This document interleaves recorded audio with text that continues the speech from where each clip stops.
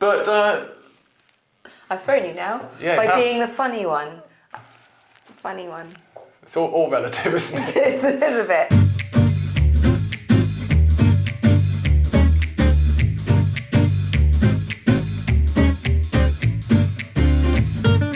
Hello and welcome back to another episode of Boozy the Beast, How to Drink Better. Now, those of you who've been watching right from episode 1, hi Mum and Dad, will realise that I'm a big fan of fuller-bodied red wines, Malbecs, Bordeaux blends and things like that. But recently I've been drinking a lot more Pinot Noir due to its versatility, but it's still a little bit of a grey area for me. I think you're thinking of Pinot Gris. Very good, Libby. Thank you. Yes. Anyway, I'd really like to know a little bit more about Pinot Noir and how I could be drinking it better.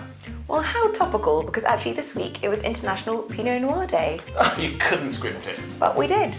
So basically, Pinot Noir is one of the oldest grape varietals around. It's also incredibly tricky to grow, which makes it very highly prized and sometimes more expensive.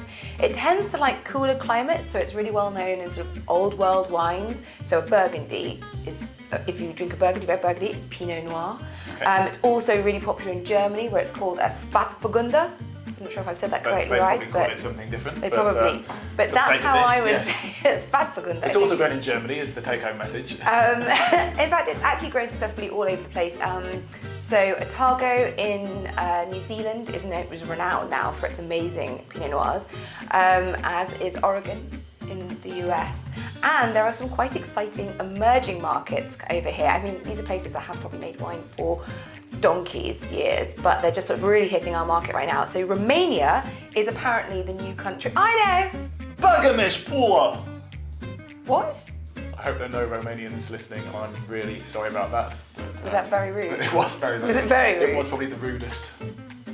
Salute, Romanian listeners, and sorry for my potty mouth. Anyway, Libby, you were saying you're constantly apologising for me.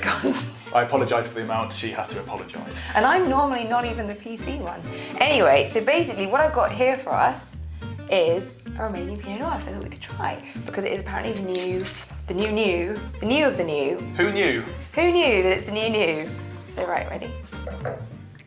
And we can give this a go. Now you'll notice that the colour of the Pinot Noir is quite a pale red, because it's a thin-skinned varietal and it has quite low tannins. It can have medium to high acidity, so it can still age quite well, but you've got a lot of fruit flavour there and quite low tannins, which means if you're a fish eater, for example, you'll find sometimes that quite tannic reds can really conflict with that flavour as well. It's not nice, it's not good. It's not good with the oils of certain fish. And that's one of the main reasons why I've been drinking Pinot Noir, because, yeah, I like my red wine, but I eat more fish than most fishermen. This is the most fishermen. Yeah.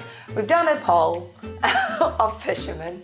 But yeah, so basically this is a perfect red to have with a variety of foods, including your fish. And you say it goes with lots of things, and actually I first discovered Pinot Noir properly last Christmas when you recommended it for that, because obviously you've got so many different flavours going on with Christmas lunch, as I don't know why we're talking about Christmas lunch in August, but it is making me hungry. But yeah, Pinot Noir being that versatile thing which goes with the red meats and the white meats and the sprouts and the pudding and the smoked salmon and the what else? Crackers. Yeah, it's a very versatile grape. I think we should crack on and drink. Let's just drink. If you want to eat that right for Brewdog, it's really well barbecued on. I've definitely got a red nose. August Christmas jokes, you're welcome. This is actually not scripted, ignore that first part. Scripted would be a lot better, to be honest. It could be, really, alright.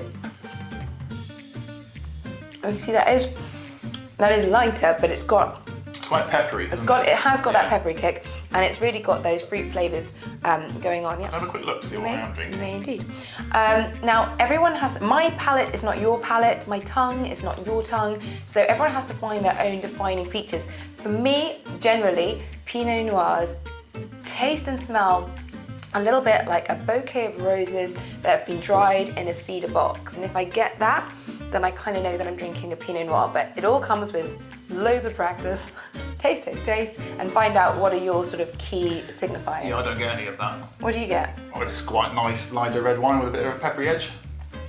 Well, it can also be that for you, but it will go with a range. It's such a versatile grape. It's just a really hard grape to grow. So although it's a curse for winemakers, it's called the heartbreak grape by some people, it's actually a blessing for wine drinkers because it's fantastic wine to pair. And as I said, it grows all over. It can also be used, this is something to note, you may remember our Prosecco, Rosé Prosecco episode and our sparkling wine episode. So basically, Pinot Noir is one of the 3 allowed varietals for champagne.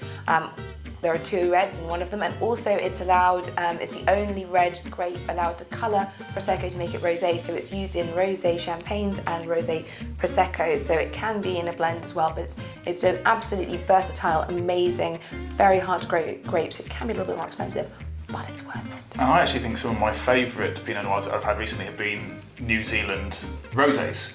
Sort of Marlborough Pinot Noirs, and that's something which I've looked at. Oh, this is interesting. And I'd, Tehenga Rosé is my favourite at the moment. Is it? Yeah, which is should have got Pinot Noir. Should have got a bottle of that here. Yeah, we'll have to do another episode, won't we? I'll have to do it again. Well, cheers and happy International Pinot Noir Day. And in the words of the most famous Romanian, Vlad the Imbiber, enjoy your Pinot Noir. I hope it bears really well with the blood of the Virgin. Good luck finding one around here.